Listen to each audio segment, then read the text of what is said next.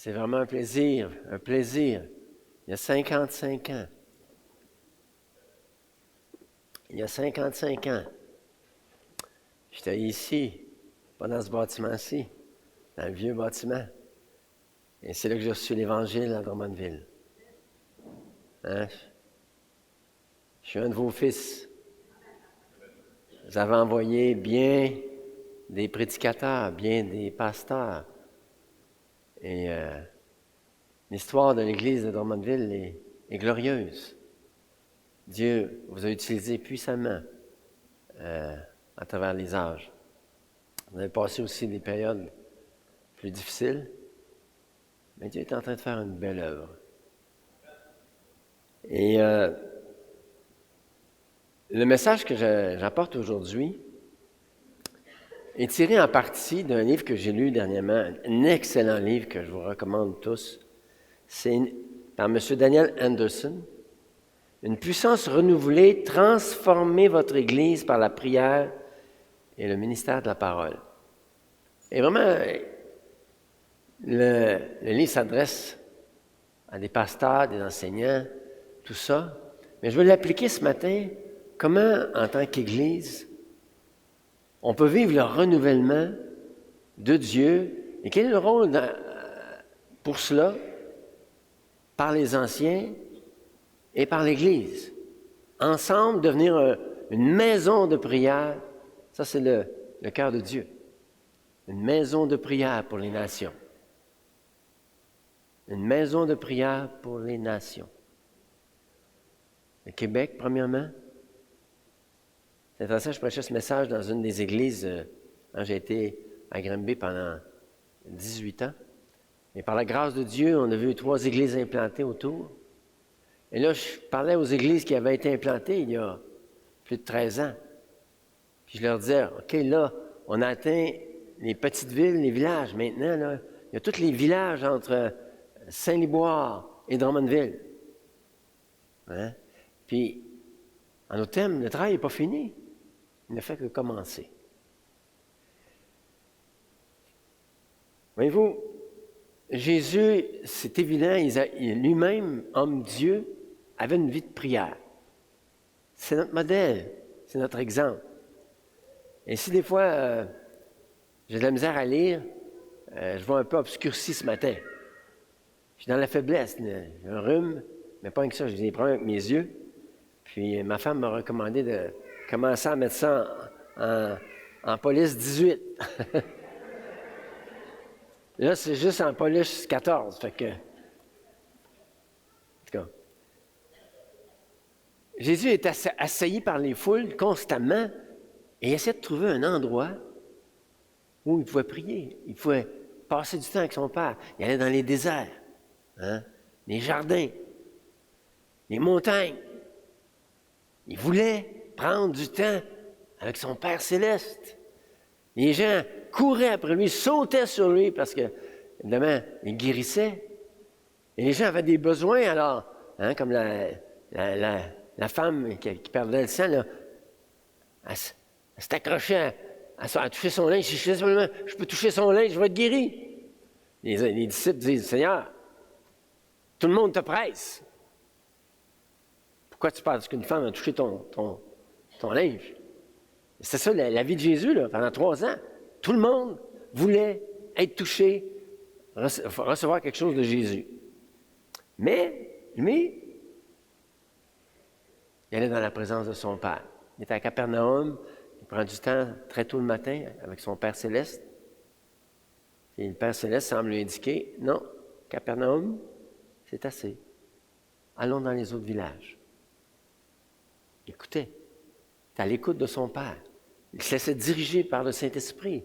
Pleine humanité, divine, difficile à comprendre, extraordinaire, au-delà de ce qu'on peut comprendre. Mais il était à l'écoute de son Père céleste. Et constamment, il enseignait sur la prière. Constamment, ça revient, ça revient. Il enseignait la persévérance dans la prière à travers des paraboles. Il enseignait tellement de choses sur la prière. Il a jeûné lui-même 40 jours. Il est sorti rempli de l'Esprit. Et c'était comme une pluie vivifiante qui l'amenait avec lui partout où il passait. Jésus était l'homme de prière. Ça, c'est définitif.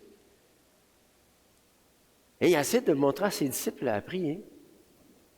Quel travail! Jusqu'à quand serai-je avec vous? Jusqu'à quand vous supporterai-je? J'en ai marre. Et les disciples, des fois, ils étaient spéciaux, là. Ils n'apprenaient pas facilement. Ils étaient comme nous autres. Hein? Puis Jésus, des fois, en a marre de notre manque, soit de désir ou notre manque de compréhension. Jésus dit, combien de pain on a ramassé? Ça n'allume pas quelque chose un peu, là? Les disciples avaient peur de l'interroger. C'est mentionné. Parce qu'il se faisait reprendre. Avec amour, puis des fois avec justice, avec fermeté. Ça me ressemblait à M. Carson, notre professeur, quand j'étudiais à Sembec. Oh! Quand tu avais une question, il fallait que tu sois là. Sinon, tu te faisais reprendre. C'était correct. C'était très, très juste. Mais Jésus enseigne pendant 3 ans sur la prière. Puis après 3 ans, il amène ses 3 meilleurs hommes avec lui. Hein, vous vous souvenez de l'histoire? Il amène ses 3 meilleurs hommes avec lui. Venez avec moi, c'est lourd, au jardin de Gethsémani. Et vous savez, ils étaient découragés. Parce que Jésus leur avait dit qu'ils mourraient. Ils ne comprenaient pas trop tôt cette parole-là. Mais ça n'allait pas, là. Ils étaient abattus, l'âme abattue. Puis Jésus avait besoin d'eux, là, 1 heure, pour, avec lui, intercéder, avec lui, demander à Dieu de le soutenir dans ce qu'il allait faire. Et ils dorment. Après 3 ans de formation. Pensez-y, c'est les meilleurs hommes, là. Pierre, Jacques et Jean. Fait que Jésus est habitué que ça prend du temps avant qu'on apprenne à prier. Il y en a vu d'autres. Mais il veut encore nous enseigner. Il veut encore nous amener dans la prière. Si, comme les deux, nous avons la difficulté à prier, Jésus est capable de nous amener à devenir des hommes et des femmes de prière.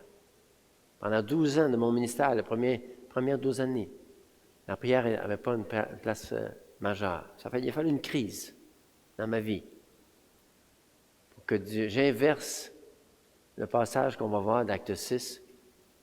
Nous persévérons, chez les baptistes, on cite ce verset-là, nous persévérons dans le ministère de la parole et la prière. C'est frappant. J'ai entendu, ça fait 55 ans que je suis dans l'association baptiste. Puis quand je l'entends citer, la plupart du temps, on inverse les termes. Nous persévérons dans le mystère de la parole et la prière. Mais les apôtres disent, nous persévérons dans le mystère de la prière et de la parole. Intéressant. Notre mentalité, hein? On est fort dans l'étude de la parole et c'est bien. Et c'est très bien. Je bénis le Seigneur d'avoir été formé dans la parole. Donc, on a une énorme difficulté à apprendre à prier. Voici ce que M. Anderson dit dans son livre. Nous sommes un groupe distrait, il parle des pasteurs. Nous sommes un groupe distrait, en détresse, découragé et même diminué. La guerre pour notre concentration, pour notre productivité et notre épanouissement est implacable. Il y a une guerre pour les pasteurs, les anciens, et ça produit un nombre tragique de victimes. Il ajoute, les attaques de l'ennemi sont graves par des armes de distraction massive. Des armes de distraction massive.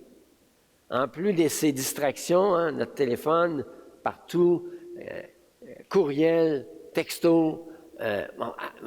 OK, j'ai communiqué avec la personne, mais comment? C'était en texto, en courriel, ou Messenger, ou... Puis là, la misère à se retrouver. Ça prend du temps, tout ça.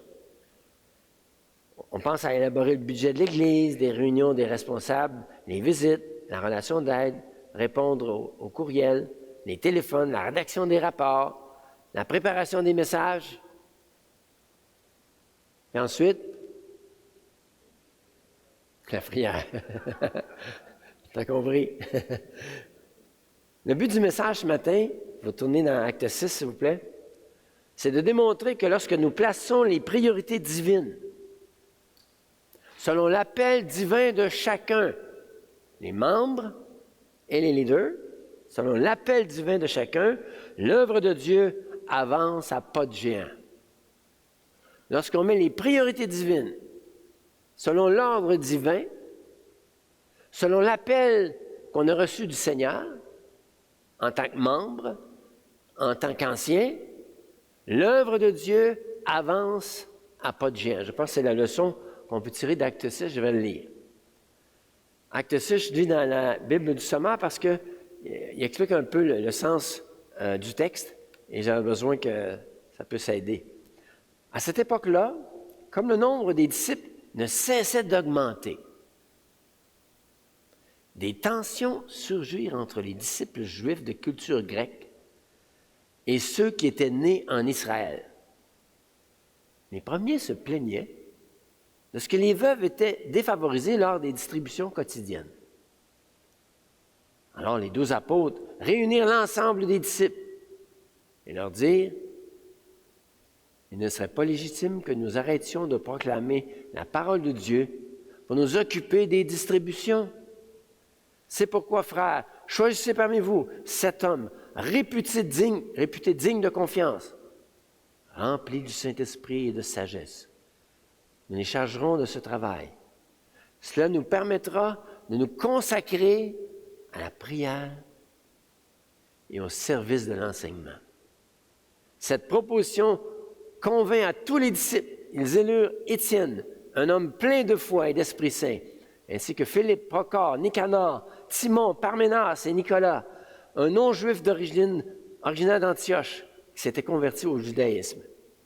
Ils les présentèrent aux apôtres qui prièrent pour eux et leur imposèrent les mains. La parole de Dieu se répandait toujours plus. Le nombre des disciples s'accroissait beaucoup à Jérusalem. Et même de nombreux prêtres obéissaient à la foi. Wow! Wow! On va voir ce matin le danger de laisser les priorités divines glisser subtilement. Le danger de laisser les priorités divines glisser subtilement. Deuxièmement, on va voir la raison de ce glissement qui est souvent parce qu'on veut faire le bien. On veut bien faire. Et troisièmement, une sérieuse prise de conscience est nécessaire et un engagement public est souhaitable. Donc, premièrement, le danger de laisser les priorités glisser subtilement. Vous savez, un rapporteur d'angle, là, quand vous faisiez rapporteur d'angle, tu sais, 1 degré de différence sur le rapporteur. OK?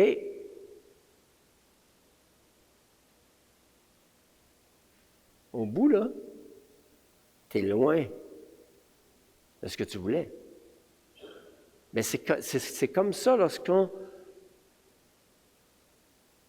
n'apporte pas la priorité divine à ce que Dieu a dit. Tranquillement, pas vite, subtilement. On est loin de ce que Dieu nous demandait de faire. Quel était le mandat que Jésus avait donné aux apôtres? Parce qu'ici, il est question des apôtres. Le mandat est assez clair. Dans les évangiles, on a Évangiles et Actes, Matthieu 28, vous le connaissez. Faites des disciples, proclamez, allez faire de toutes les nations des disciples, les baptisant, leur enseignant de garder tout ce que je vous ai prescrit. Enseigner, faire des disciples, faire des nations des disciples. Imaginez-vous quand ils ont entendu ça. Ils sont 12. Wow! Marc 16, 15. Allez par tout le monde, prêchez la bonne nouvelle à toute la création. Pensez-y, là. Ils sont 12.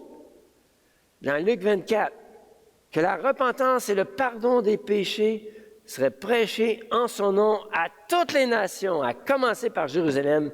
Vous êtes, dit-il aux apôtres, témoins de ces choses, témoins de ma résurrection. Allez, proclamez. Dans Acte 1:8, mais vous recevrez une puissance. Ouf. Le Saint-Esprit survenant sur vous, et vous serez mes témoins à Jérusalem, dans toute la Judée, dans la Samarie, jusqu'aux extrémités de la terre. Le mandat est clair, hein? Wow! Impossible, me direz-vous, hein? Parce qu'avec Dieu, il nous donne des mandats qui sont au-delà de nos capacités. Mais le mandat est bien clair. Dans leur priorité, il faut qu'ils témoignent de la résurrection, de proclamer la repentance, le pardon des péchés dans le monde entier et d'enseigner aux disciples d'observer tout ce que Jésus avait prescrit. Tout va pour le mieux au verset 1. Qu'est-ce qui est marqué au verset 1 dans vos Bibles? Le chapitre 6. Oui, le nombre de disciples augmentait chaque jour. Wow! Ça va bien! Puis dans ce temps-là, dans cette période-là, qu'est-ce qui se passe-t-il? Bien, dans ces jours-là, le texte dit, c'est une expression qui revient dans le livre des Actes. Puis, ça parle d'une période de temps du livre des Actes. Et dans ces jours-là, le nombre des disciples augmentait. Pourquoi? Bien, il faut revenir 2 versets avant. Ça nous dit qu'est-ce qu'ils étaient en train de faire. Dans le chapitre 5, hein? À la fin, qu'est-ce qu'ils sont en train de faire? Un peu, j'y reviens. Les apôtres quittèrent la salle du conseil, tout joyeux de ce que Dieu les avait jugés dignes de souffrir l'humiliation pour Jésus. Et chaque jour, dans la cour du temple, dans les maisons particulières, ils continuaient à enseigner et à annoncer le Messie Jésus. Ils sont en train de remplir le mandat que Jésus leur a donné. Allez proclamer la parole. Et partout dans les maisons à Jérusalem sont en train d'annoncer la bonne nouvelle. Donc, le nombre des disciples va augmentant.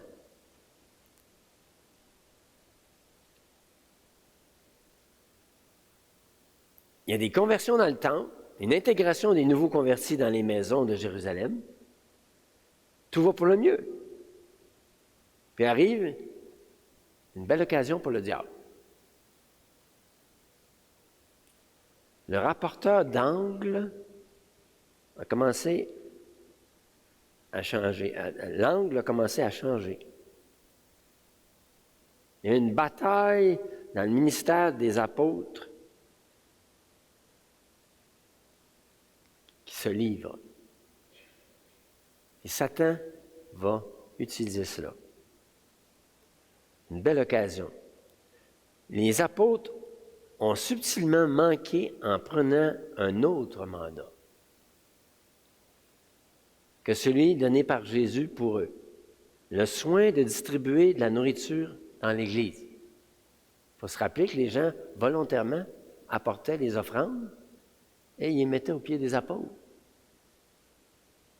Là, les apôtres devaient s'occuper de la distribution de ces dons-là, des terrains, des propriétés. C'est de l'argent, ça, là. Ça demande du temps. Il ne faut pas faire d'erreur là. Parce que les problèmes vont vite dans ce temps-là. Et là, il prêche la parole, ça va super bien. Puis là, d'un coup, l'augmentation de la charge devient énorme. Et là, il y a une tension. Une tension. C'est une belle occasion pour le diable. Vous savez que le mot le plus difficile, et je n'exagère pas, le mot le plus difficile à dire en tant qu'ouvrier, c'est un mot à 3 lettres. L'avez-vous trouvé? Vous ne l'avez pas trouvé? C'est non. Dire non aux demandes. Il y a tellement de demandes. Ça fait 50 et quelques années que je suis dans le ministère. C'est le mot le plus dur, parce que tu as un cœur pour... Lorsque tu es berger, tu as un cœur pour le troupeau. Puis là, les demandes affluent. Puis dire non, c'est difficile. C'est très difficile. C'est un piège constant dans une église. Il y a un sondage que M. Phillips avait fait dans une église. Quel est le rôle des anciens ou du pasteur? Les gens, moi, il faut qu'ils écrivent. Oh, 4 heures. Il estimait combien ça prenait. Quelle demande. Là, savez-vous quoi? Je ne me souviens pas exactement le chiffre, là, mais le nombre d'heures qui est exigé du pasteur par semaine. Si je me souviens bien, c'est autour de ça, 128 heures. L'attente de l'Église, c'était 128 heures. Wow! Alors, c'est pour ça que c'est dur de dire non. C'est pour ça que si c'est pas clair le mandat que j'ai, le rapporteur d'angle va indiquer que je suis en train de... La priorité divine est en train d'être... de ne pas être respectée. Le verset 4 mentionne « Le service de la prière et de la parole était en danger grave s'il continuait à ne pas respecter la priorité divine. » C'est leur conclusion. Dans ce passage, on parle des apôtres.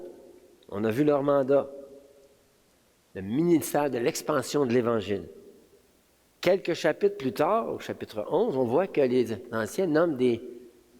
apôtres nomment des anciens à l'Église de Jérusalem. On voit qu'ils sont là. Leur don qui est apporté à Jérusalem, c'est les anciens qui le reçoivent dans 11:30. C'est eux maintenant les responsables du troupeau, les anciens. Le ministère des apôtres est en train d'aller plus loin, la Samarie, un peu plus large. Ils continuent dans le mandat que Christ leur avait donné. Et ils savent qu'il y a besoin des anciens pour s'occuper de l'Église de Jérusalem.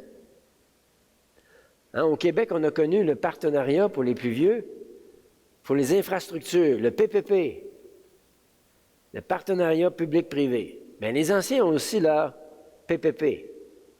Ensemble, ils posent les fondements de l'Église par la prière, la parole et la pastorale, dans cet ordre. La prière, la parole et la pastorale.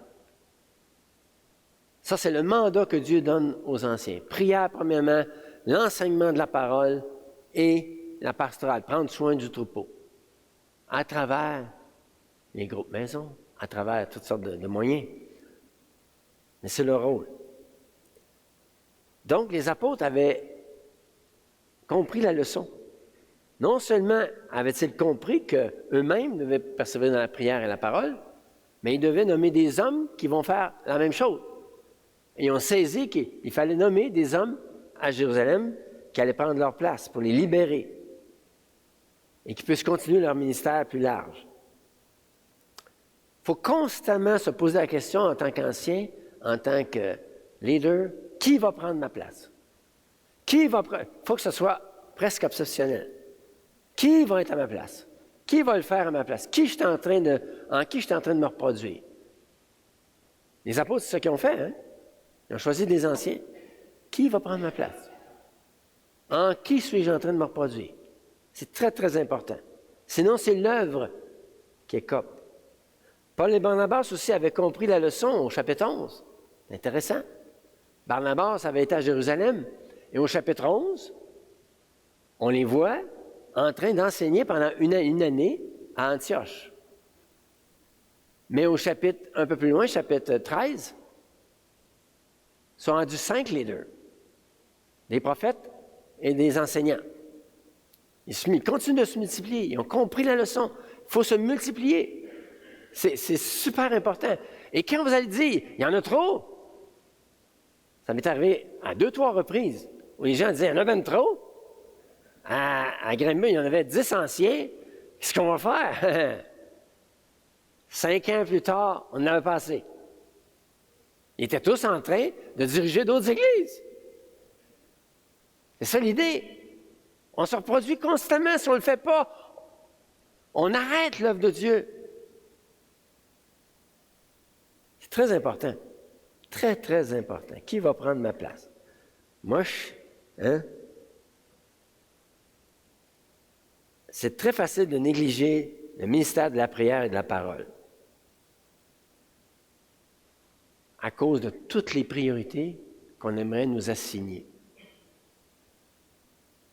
C'est très facile. C'est la chose la plus facile à faire dans le ministère. Vous savez,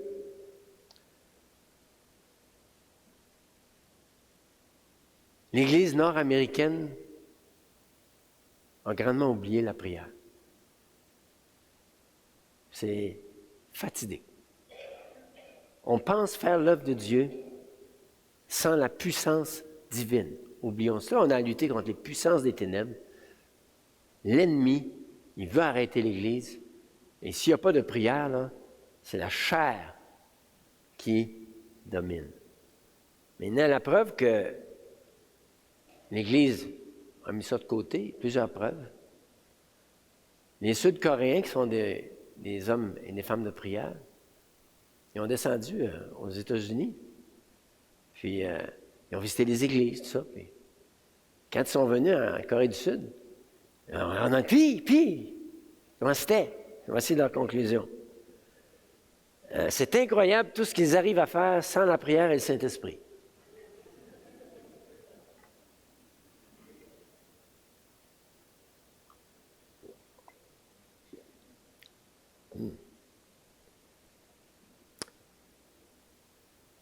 À Dallas, l'été passé, 8 églises, totalisant 55 000 personnes. Ces 8 églises-là, si vous prenez dans le culte, il y avait combien de personnes? Ça totalisait 55 000 personnes. 8 pasteurs principaux ont démissionné le même été, toute la gang, pour faute morale grave, dans la même région. Vous ne pensez pas qu'on a à lutter contre la chair et le sang? Vous pensez qu'on a à lutter seulement contre la chair et le sang? 8 églises! Jésus nous a bien mis en garde. Hein?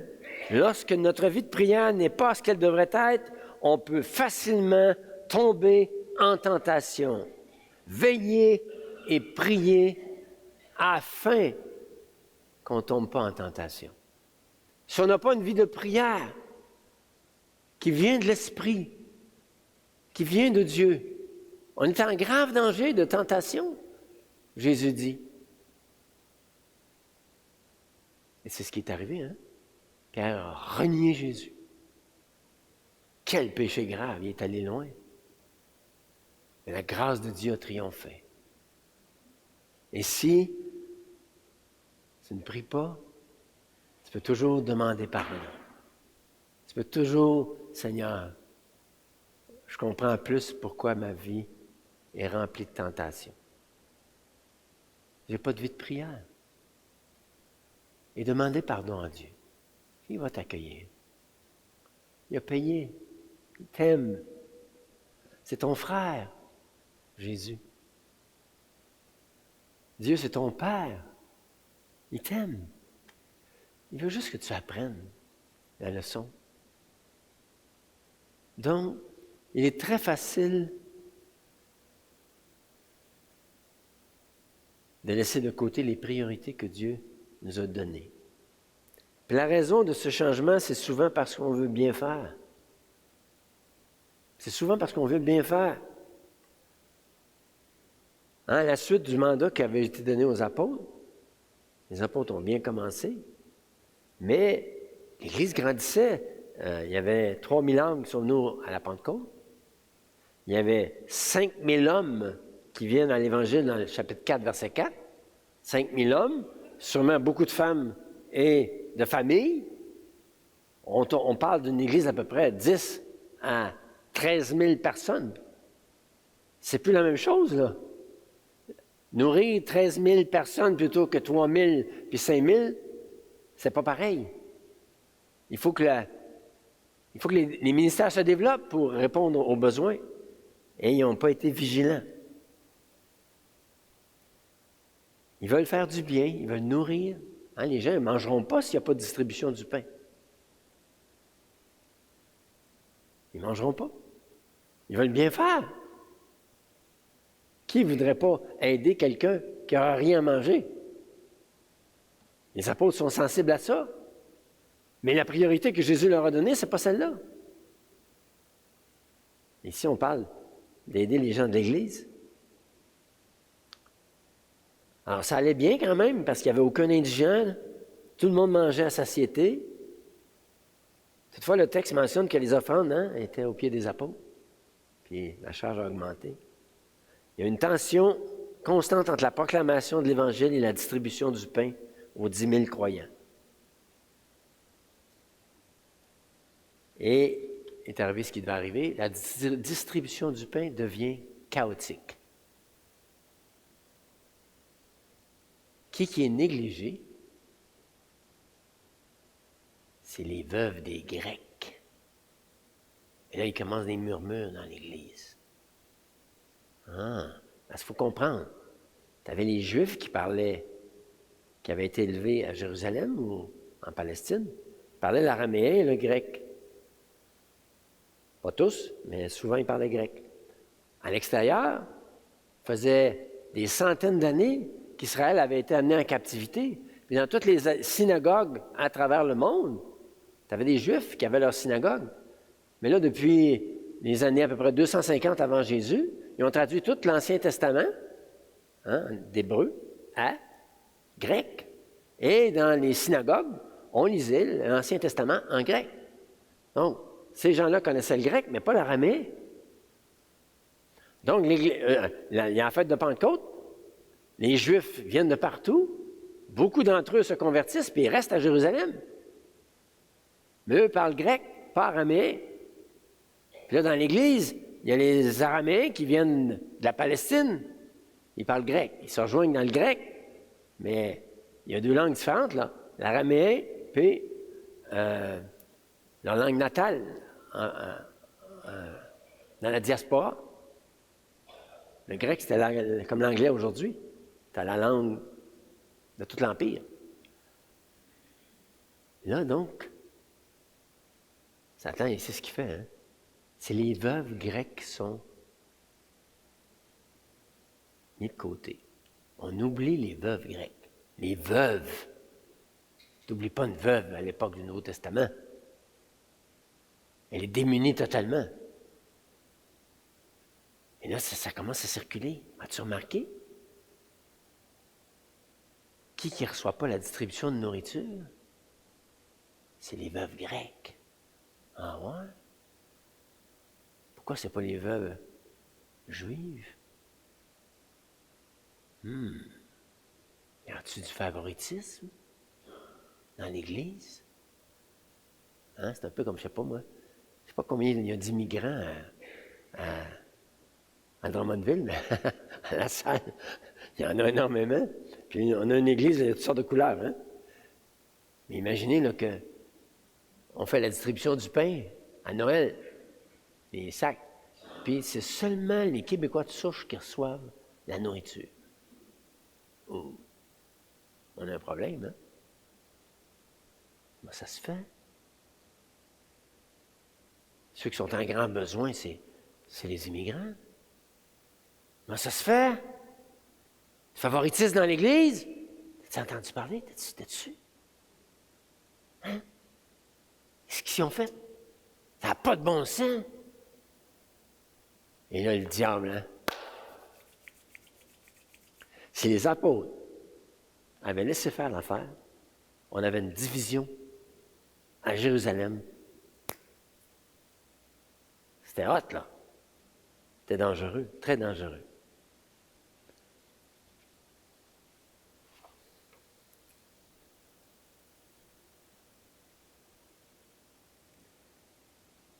Ils voulaient bien faire. Ils voulaient bien faire. Souvent, c'est ça le problème. On veut bien faire, mais on oublie ce que Dieu dit.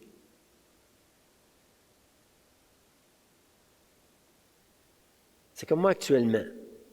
Je suis à décider des priorités dans mon ministère. J'ai demandé l'onction d'huile aux anciens de Granby. C'est l'Église qui m'a envoyé lorsque je suis allé à Montréal pour fonder des églises. Que dois-je laisser, Seigneur, pour accomplir ce à quoi tu m'appelles? C'est les décisions les plus difficiles à prendre. Qu'est-ce que je vois? Ma femme m'a dit, qu'est-ce que tu laisses? On regarde dans les yeux. Là. Qu'est-ce que tu laisses, Richard? Ouais. C'est quoi tes priorités, mon mari? Je suis content qu'elle me le dise. Mais Dieu m'appelle à écrire et à enseigner, parce qu'il y a un réveil qui s'en vient. C'est évident. Il y a un réveil, frères et sœurs, qui s'en vient. La jeunesse est en train de se tourner vers Dieu. Dans plusieurs églises. J'ai entendu un témoignage au Forum des évangélistes à Québec. C'est un jeune, il y avait un site.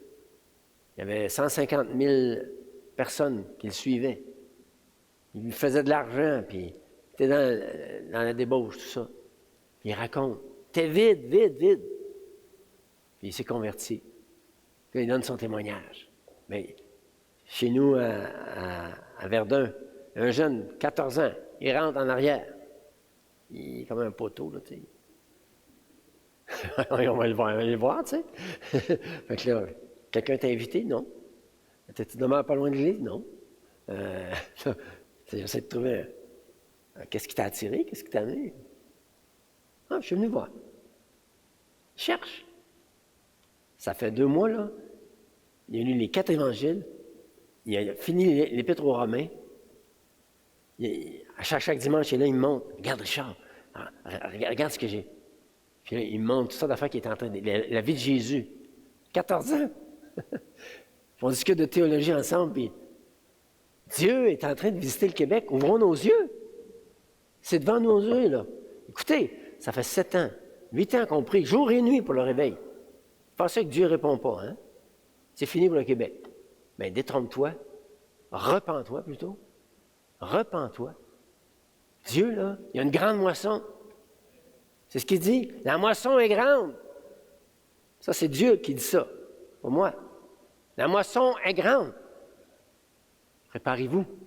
Priez le maître de la moisson d'envoyer des ouvriers pour prendre soin de la moisson qui va rentrer. Parce qu'on prie. Et si Dieu t'appelle à prier jour et nuit, si le Saint-Esprit t'appelle, s'il t'a parlé par la parole, par des circonstances, quelle que soit la façon, réponds. Joins-toi au mouvement 24/7 de prière. On prie depuis 8 ans. Et Dieu est en train de répondre. Ça s'en vient, prépare-toi. Alors, donc c'est dur de trouver les priorités. Et là, ma décision pour ma priorité, c'est que j'étais président d'un syndic. Il y a 10 condos. Moi, je suis nul dans la construction. Puis là, je suis allé, pour aider mon condo, je suis devenu président pendant 13 ans. Là, je n'étais plus capable. Mais je suis content. Là, Dieu envoie un chrétien en dessous de chez nous. Puis lui, d'après moi, il va prendre ma place. Continue le témoignage dans ce condo-là, dans ces condos-là. Personne ne veut ce job-là. Personne ne la veut. C'est un paquet de troubles. Mais on sert. On rentre en contact avec les problèmes. On démontre la patience. On prie. C'est sûr que tu ne peux pas faire ça sans prier. Donc, on a vu le danger de changer. Hein? On a vu... on veut le changer. On ne fait pas la priorité divine parce qu'on veut bien faire. On finit avec...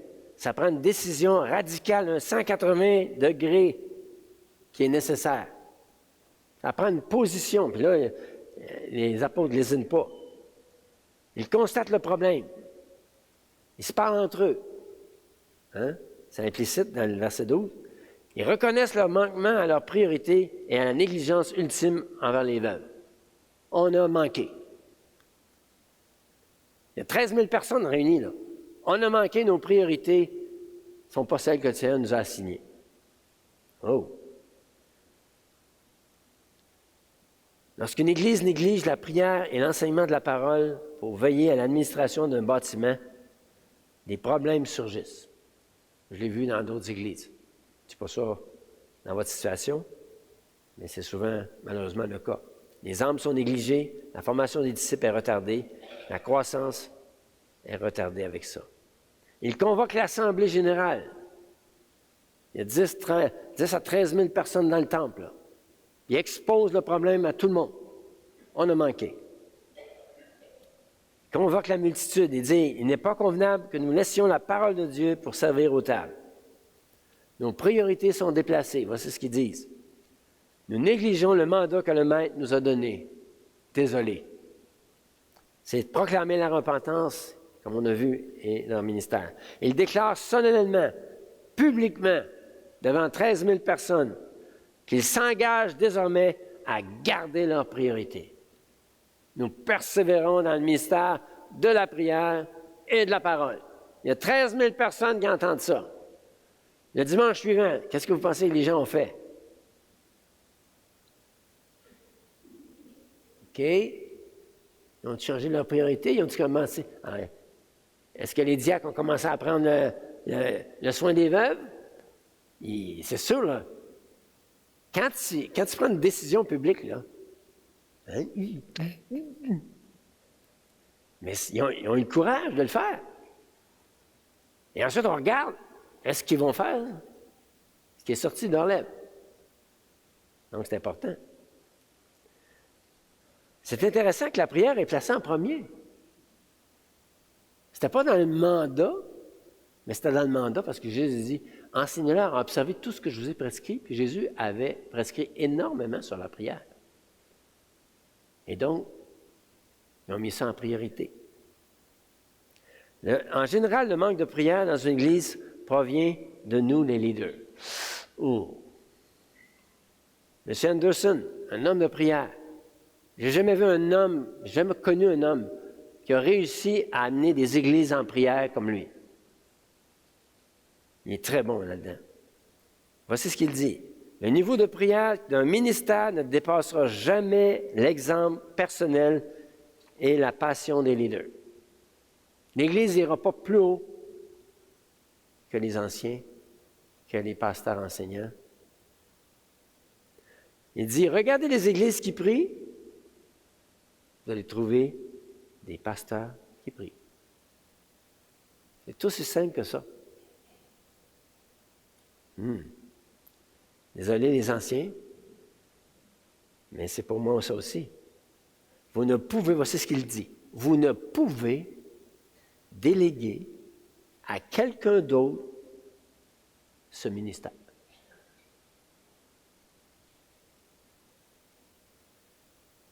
L'Église doit devenir une maison de prière pour tous les peuples. Il faut que ça devienne une priorité.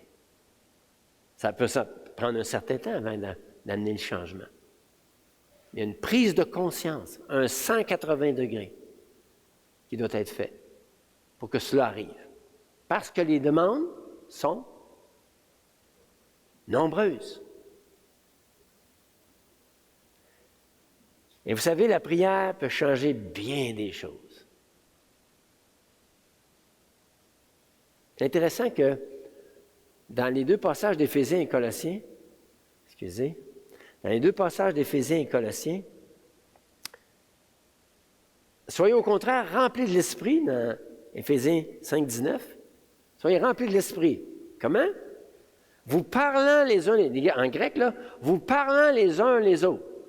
Des fois, j'essaie d'enseigner ça à Granby. On est un groupe de prière, on chante, puis là, le chant s'adresse à l'autre, pas à Dieu. Il y a des chants, c'est comme ça. Hein? Paul dit, parlez-vous les uns les autres quand vous chantez, quand le texte parle de s'exhorter les uns les autres, on se regarde. Hey, persévère dans la prière. Hey, persévère dans la prière. Hey, persévère dans la prière. Hey. Il y a meilleures paroles que ça, là. Mais on se parle. On se regarde. Ça change la dynamique. Dans le groupe de prière, on est là. Puis, on s'exhorte, on s'encourage les uns les autres à le faire. C'est pas moi qui le dis. C'est pas l'apôtre. Remplis de l'Esprit, nous parlant les uns les autres. Comment? Par des psaumes, par des hymnes. On se parle, par des cantiques. Chantant et célébrant de tout votre cœur les louanges du Seigneur. Vous êtes en train de louer le Seigneur, puis il y a des textes qui sont appropriés pour se parler les uns les autres. C'est très biblique. Dans Colossiens, que la parole de Christ habite parmi vous abondamment. Instruisez-vous, exhortez-vous les uns les autres. Instruisez-vous, exhortez-vous les uns les autres. En toute sagesse, par des hymnes, des cantiques spirituels, chantant à Dieu de toute votre tête. Ah! De tout votre cœur. Le cœur, c'est plus large que la tête. C'est tout l'être. Oh, frères et sœurs, chantez de tout notre cœur à Dieu, en se parlant les uns les autres. Vous savez, quand les gens viennent ici, là, c'est ça qui ressentent, c'est ça qui parle. Il y a quelque chose dans cette église-là, mon ami.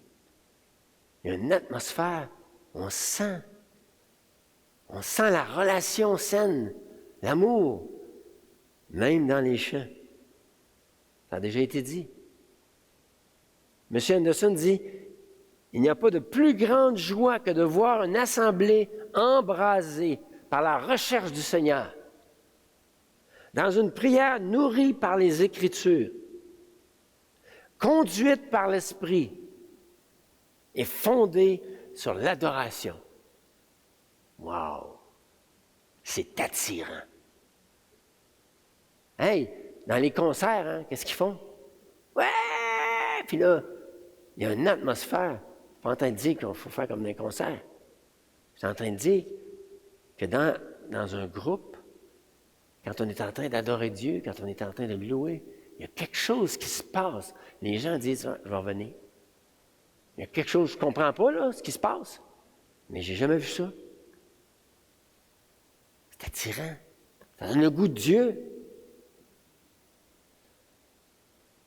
Selon les deux textes, la prière de louange chantée est basée sur la parole de Dieu, sur les psaumes, sur la parole du Christ, entretient la plénitude de l'Esprit dans une congrégation ou encore dans les groupes maisons.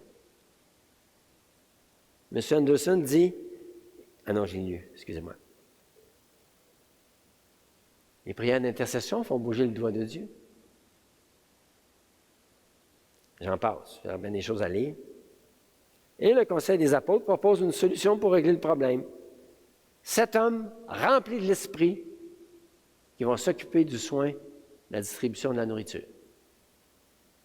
Frères et sœurs, les diacres, diaconesses, ont un rôle primordial pour amener les anciens à garder leurs priorités. C'est fondamental.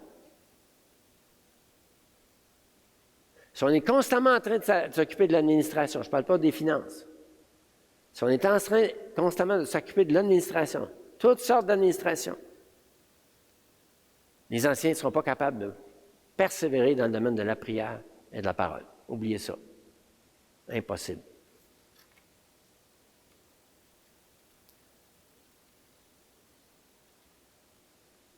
Voyez-vous, la relation des anciens avec l'Église, c'est un peu la course automobile. Okay? Il y a un conducteur du véhicule. C'est qui? Dans l'image que j'utilise, non. Le conducteur du bolide, c'est le chrétien. Dans Éphésiens 4, il dit que les pasteurs enseignants, les évangélistes, les prophètes, les apôtres, sont là pour équiper les saints. Ils équipent les saints à eux faire l'œuvre du ministère. Les anciens sont là pour équiper les gens. OK. Revenez avec l'image. Le chrétien, avec son don ou ses dons spirituels, c'est lui qui est au volant. Et quand il arrive au puits, hein, là, mon ami, là, tu as l'équipe. Ça, c'est des anciens. Tu as l'équipe. Ils mettent les pneus. Hein. Oh, sont-ils gonflés? OK, ça va bien. OK, l'essence. Les bougies, comment ça va? Je ne connais pas ça, là. Mais ils sont là, hein? Et là, ils repartent. Alors, qu'est-ce que ça veut dire, ça, pratiquement? Bien, faut que tu connaisses ton don. Faut que tu connaisses ton don spirituel. C'est là que Dieu va t'utiliser. Quelle misère quand quelqu'un pense qu'il a un don spirituel puis il ne l'a pas. Tout le monde souffre. Lui puis les autres. C'est terrible. On n'ose pas lui dire. Mais il nuit à lui-même et aux autres. Et il y a des pasteurs, j'ai coaché toute ma vie. Et comment c'est dur de leur dire la vérité. C'est pas ta place. Tu ne l'as pas. Ah! C'est un coup dur, ça, là. C'est une morale. Mais c'est là, ta place. Regarde tes dons. Regarde ce que tu fais. Regarde, là, comment Dieu bénit. Puis ici, là, tout le monde souffre, mon frère. C'est terrible. Ça nuit à tout le monde. Ça prend du courage. Être pasteur, dire la vérité dans l'amour. J'ai attendu peut-être 2 ans, 3 ans pour dire ça à quelqu'un. Mais il fallait que quelqu'un lui dise. Alors, ceux qui ont un don de service, souvent, le problème avec ceux qui ont un don de service, c'est l'épuisement. Fait que les anciens sont là, bon, tu prends assez de repos, là, tu ne dis pas oui à toutes les réponses, tu consultes le Seigneur avant de dire oui. Ils équipent. Ils font attention. Tu as le don pas le don d'épuisement, non? Tu as le don de diriger. Eux autres, c'est le problème, c'est l'impatience. Ça ne bouge pas! Celui qui a le don de diriger, là, il faut que ça bouge. Ça ne marche pas, là, l'affaire. Organisez-vous, comment? Hein? Mais ils sont impatients. Oui! Respire par le nez. Hein? Respire par le nez. Ça, c'est les anciens qui lui disent ça. Don de miséricorde. Lui aussi, c'est elle ou lui, c'est l'épuisement. Est-ce que tu consultes le Seigneur? Est-ce que tu consultes le Seigneur avant d'aider quelqu'un? Est-ce que tu cherches sa face? Comment ça va ton temps avec le Seigneur? Tu as besoin d'être restauré pour un ministère de miséricorde. Sinon, tu vas brûler.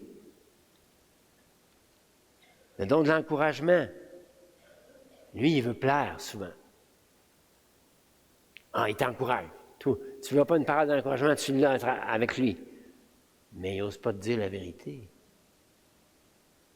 François Picard, il me disait que ce qu'il a appris à Saint-Hyacinthe il y a 50 ans, c'était ça. C'est de dire la vérité. Puis François, là, c'est un encourageur né. Mais au début, il n'était pas capable. Il fallait quelqu'un qui dit, François, faut que tu lui dises. Oui, dis-lui. Et aujourd'hui, il est capable. Facilement même. Celui qui a le don de foi, l'orgueil. Ah. Regarde comment Dieu m'utilise. Regarde, wow! Veux-tu dégonfler ta ballonne un peu? Hein? Oui, Dieu t'a donné un don, la foi, mais il y avait une dame qui était comme ça, hein, dans l'église où je suis, là, puis c'était pas beau à voir. La prophétie, il y a besoin du discernement. Le don d'aide. Comment ça va ta vie de prière? T'aides, t'es partout. Comment va ta vie de prière? Etc. Le don d'enseignement. L'orgueil. Très facile d'avoir le don d'enseignement et d'être orgueilleux. La connaissance enfle, mais l'amour édifie. Et très souvent, on a besoin de reprendre nos confrères, dans le ministère même, qui ont le don d'enseignement, qu'on sent que l'orgueil est là, si c'est le cas. Alors donc, c'est un cercle béni. Les anciens passionnés de Jésus, remplis de la parole de Dieu, animés d'un esprit de foi dans leur prière, qui équipent l'Église à adorer Dieu, à intercéder et exercer leur ministère en fonction de leurs dons spirituels, dons de service, de diriger, de miséricorde, d'exhortation, de foi, etc. Et là, regardez ce qui se passe quand on regarde les priorités selon la Bible. Verset 7. Au début du jeûne, excusez, ça vient de sauter. Au début Hein? Le nombre de disciples ne cessait d'augmenter. Il était dans la priorité divine. Ils ont rebalancé les choses. 1-6, la parole de Dieu se répandait toujours plus. Le nombre des disciples s'accroissait beaucoup à Jérusalem et même de nombreux prêtres obéissaient à la foi. Quand on fait les priorités de Dieu, par la grâce de Dieu, il y a les fruits de Dieu. Prions le Seigneur. Seigneur, ta parole est claire, limpide. Oh Dieu.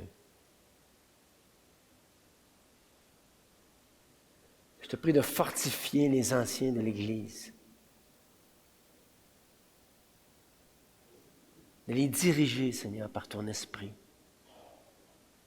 de les utiliser, Seigneur, dans leurs dons spirituels en tant qu'anciens, dans le don d'enseignement, dans le don de diriger. Seigneur, soutiens-les puissamment par ton esprit dans l'homme intérieur. Seigneur, je te remercie pour Pierre, notre missionnaire. Je te demande de le bénir, Seigneur, dans son ministère avec l'Église. Donne-lui pleine sagesse. Dirige-le, Seigneur. Bénis-les, Seigneur. Je te prie pour les membres. Seigneur, que chacun puisse, dans ta grâce, Père Céleste, montre à chacun quel est le don ou les dons spirituels que tu leur as donnés, Père. Ce cadeau. Et qu'ils puissent le développer. Que les anciens puissent les équiper. Dans les groupes maisons, particulièrement. À développer leurs dons. Seigneur, je me souviens combien Drummondville, animé par la foi de M. Tubize, a implanté d'églises tout autour, Saint-Hyacinthe, Sorel, Actonville. Seigneur, c'est pas fini. Seigneur, je te prie au nom de Jésus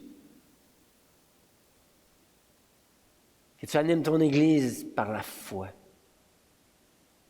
Je te prie également, Seigneur, de leur donner un pasteur enseignant qui va peiner à la parole et à l'enseignement. Trouve-là quelqu'un, Seigneur, qui va, avec les anciens, amener cette Église dans la moisson, par ta grâce, au nom de Jésus. Amen.